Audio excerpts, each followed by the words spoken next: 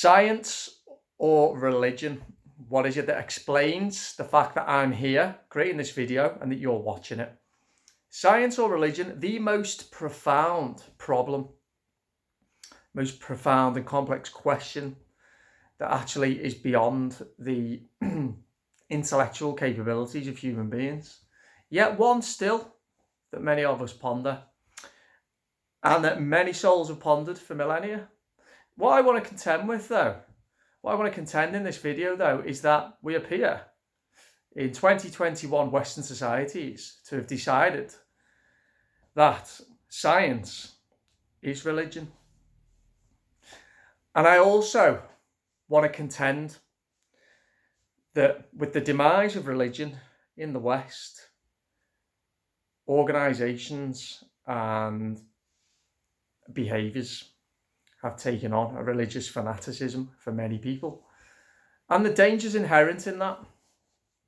So if this sounds interesting to you and you like my content generally, please don't forget to subscribe. I would really appreciate that, and let me know what you think down in the comments below of the points I'm going to make. I will have a sip of this beer and we'll begin. So that question, religion or science, it's so unfathomably deep. Both explanations that you can attribute to both concepts only partially explain our existence. And I think I'm beginning to understand the reason and the purpose of religion throughout the ages, because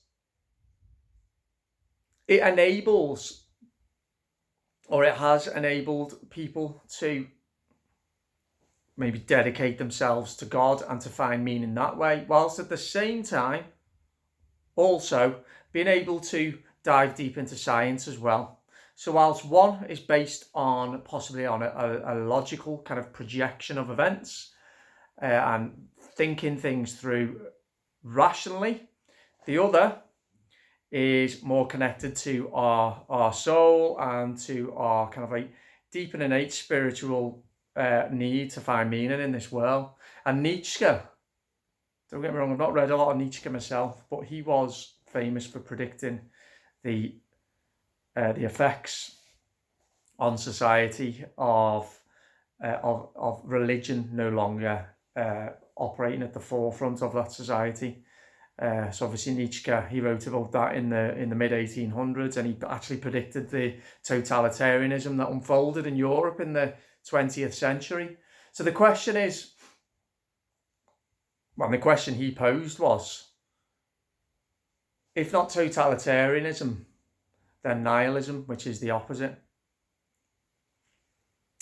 which is opposite to totalitarianism, but whereas one is too much order, the other is too much chaos. So the question I think he posed was, were human beings going to become enlightened as enough as individuals and as societies to find a way forward that was neither totalitarian or nihilistic?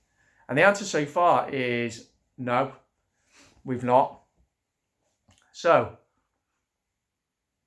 let's fast forward now to just to the last few years, and we can talk about religion, and we can talk about the benefits that religion brings to the individual and to society, and we can talk about the detractions as well, and how it can be very divisive, and how in a way it can be the irony of all ironies if it is followed too fanatically, too religiously.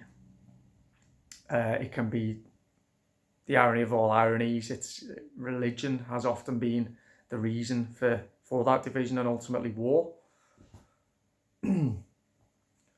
So I think we have a very I feel that religion isn't a very important, and God isn't a very important theme or entity for many in our world at the moment. As I've argued before, I think we've become very very distracted by things that really don't actually matter, and we've become addicted to convenience and to comfort and to shiny bright objects. And as I have argued on many occasions, I think that we've lost that connection to other people, to nature, and thus to ourselves and to God. But something has to replace religion. It has to, and it is, and it has, and I see it. So here's where I want to bring politics into it, and to a large extent, politics is the new religion. Politics and science. And I want to start with the European Union, because what I saw in the aftermath of the Brexit vote was something that it made me realise the deep and fundamental issues that we had within our society. Not just the fact that so many people were simply unable to accept a democratic vote. They were not emotionally mature enough to be able to say, okay, democracy's won, I haven't. Let's move on. Not only that, but the European Union took on an almost religious slant. It became not a political institution or a trading bloc. For me, it became a religious institution that was to be worshipped at all costs. That was the truth and the light, and that had been spurned by millions of non-believers like myself. And not just that, like with many religions, going back to the problem with religions, excessively doctrinal, adhere completely to our doctrine, or you're not one of us. And I saw that as well in the inability of so many people to, as I say, not even respect the vote, but to respect the people who brought about the vote. They knew best. They worshipped the deity that was the European Union. And what we had done, we had to be punished. Punished how? Punished by making sure that our democratic will wasn't followed through. It really did shock me. I've talked before, and I don't think, well, we definitely haven't. Historians, once they've unravelled what the hell is going on at the moment, will also make links to other things like the Trump phenomena, the Brexit vote, and I'm sure in time historians will really cast some real criticism on the 6.1 million people who signed a petition to stop Brexit, in order that they could still belong to their church. They could still be a member of the Church of the European Union. And when you think about it, if you're going to dedicate your life and your time to something, I can think of many more worthy causes than the European Union. And I'm not going to go into my issue with the European Union, with my deep concerns with the European Union. But I observed a section of society that had lost meaning and was using the European Union to fill that gap in their lives, to be the thing, the deity, the church, the presence that they could derive meaning from and they could feel part of, which was symbolic of a lack of deep meaning in their lives. So that's the European Union. What about the National Health Service, the NHS? And at this point, I'm going to say again to YouTube, I'm not going to give any medical misinformation, contravene any guidelines, and I don't aim to make anybody feel unsafe. I'm simply just going to give some opinions on what I thought and what I do think about NHS worship, NHS heroes. Now, Again, a health service that is deified or something close to being a deity, I think is what we have here in the UK.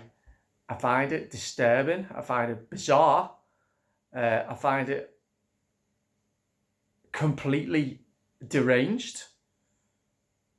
And the only reason that I can come up with is, again, to link it to this broader point that I'm trying to make, this hypothesis in this video I'm doing, is that the NHS, like the European Union, has become a godlike presence in our society.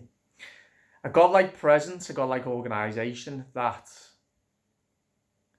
within it has only the most sacred souls. Within it has the souls who are showing the way and the light. And again, like with many religions through the ages, non-believers, i.e. people who are willing to objectively and constructively criticise the NHS, are cast aside by the health zealots, the religious zealots, the fanatical followers of the regime. And I think this came to a peak with the clapping for the NHS, which I sadly and ashamedly participated in for 2 weeks before I, thank God, realised what was going on wasn't something I wanted to be part of.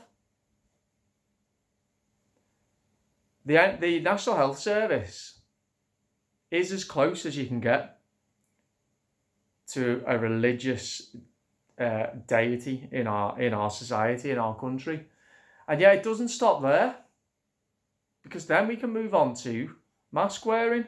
Let me say again, and I will stress a couple of times to make sure that I don't get censored, that I'm not contesting the use of masks. As you know, I'm exempt myself, but I'm not contesting the laws and the rules around mask wearing. And I'm going to talk about vaccines in a minute as well. And I'm not contesting people's right to choose or choose not to have a vaccine. I'm not going to get into the pros and the cons. I'm not going to criticise, nothing like that. However, mask wearing, I was surprised by how easily people adapted to this very new and unusual, let's be kind, unusual behaviour. I understood why, because it was made into law, but it still shocked and surprised me.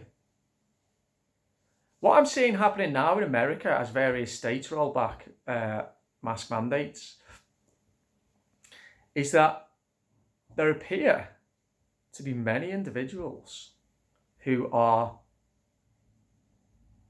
simply unprepared to take the mask off, to show their face.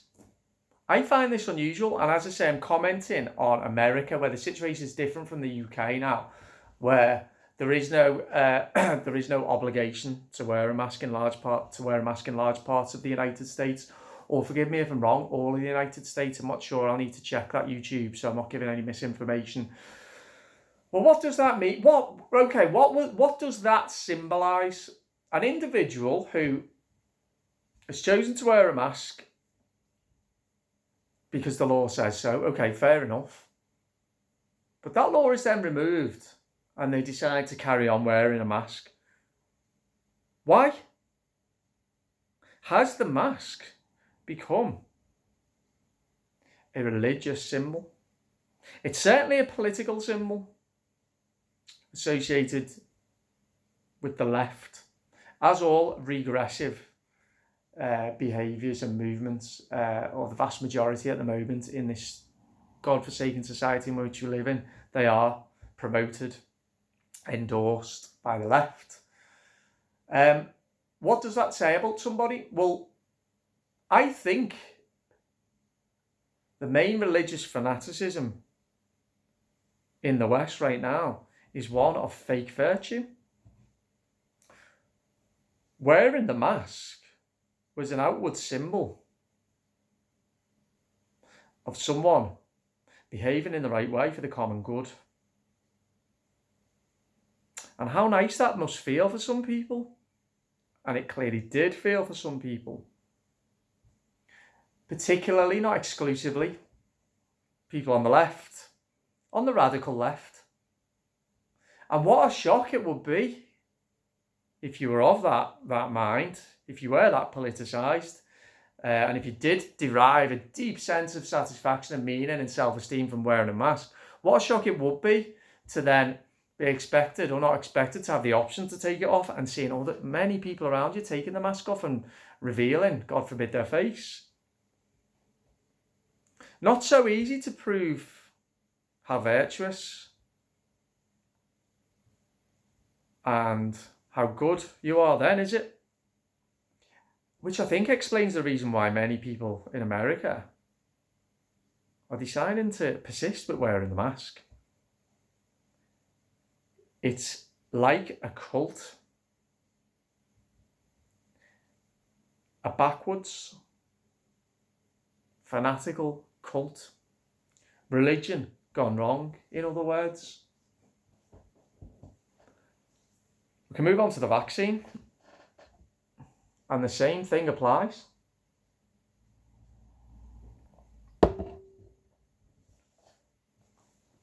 There's a big debate at the moment. Not necessarily played out on media and social media, because as we know, with the censorship that's involved, but there's people talking. They are talking a lot about all these themes, related to COVID, mask, social distancing, when's it going to end, vaccines, who's getting it, who's not. I've seen some truly warped and disturbing things on Facebook with relation to people getting the vaccine. There's something like 35 million people have had a vaccine in the UK. It's simply that's it. And again, I'm not going to get into reasons for and against, because I'll get banned, so I'm not doing that. If you go and get a vaccine, right, all you do is you get in your car, you go down to a vaccination centre, you sit in a seat, some nurse comes up to you, or volunteer, goes like that in your arm. You sit in a chair for 15 minutes and then you're away. That's it. That's what a vaccine is.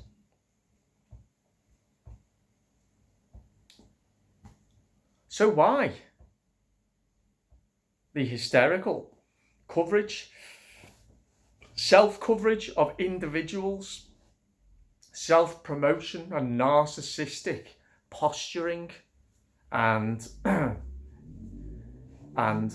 lecturing about the fact that they've had this vaccine and that you should too? I want to talk about some truly disturbing things I've seen on Facebook. This to me is people putting photos, updating their profile picture with I've had my vaccine in the rainbow NHS and also LGBTQ flag colours that you see everywhere incidentally, and I'll do another video on that. So that's the frame of the picture. Then there's a picture of them in the middle, but they're wearing a mask, so you can't see their face, and they're holding up their vaccination card.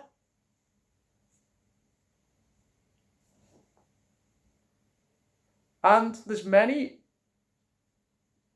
instances and descriptions that I could use to describe a society that's completely lost its mind. But if I had to pick one thing, it would be that. It's the narcissism involved in that. It's the willingness to forsake their individuality when they don't have to.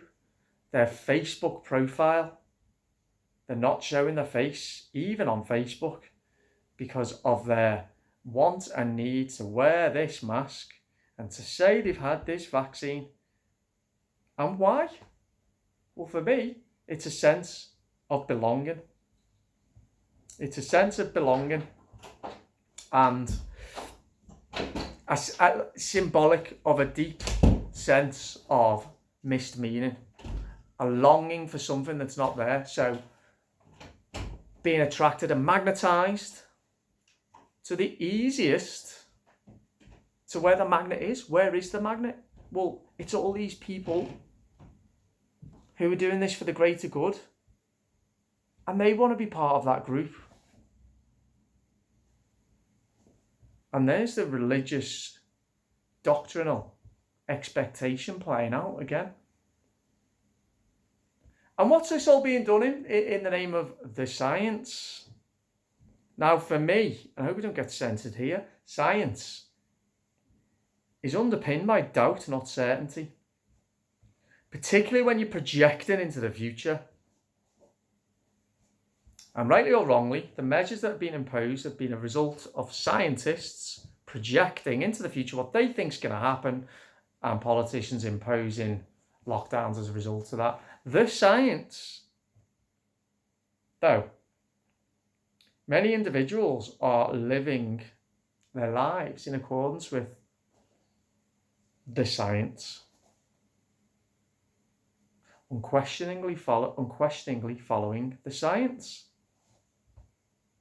religiously obeying the instructions because the science is there. Religiously obeying the science. The science has become their religion. We've come full circle. And we have a different type of totalitarianism now. So Nietzsche was right. The science is religion, is science, is religion, is science. The one and the same. And it's symptomatic of the essence of the human spirit, the connection to the world, to the universe, to ourselves. Something's gone wrong massively, which is why people form attachments to the European Union, the National Health Service, masks and vaccines, and I could go on and give more examples as well. So there we go. That's my thoughts on where we're at. I really hope we don't get censored for what I've said, because I don't think I have called at all into question anything. And I think I'm simply observing, as I try to do, observe people's behaviour and try and work out why we are where we are. So please do let me know. If there's anyone you think might be interested in what I've had to say there, share the video with them. And I'll speak to you soon. Thanks again. Bye-bye.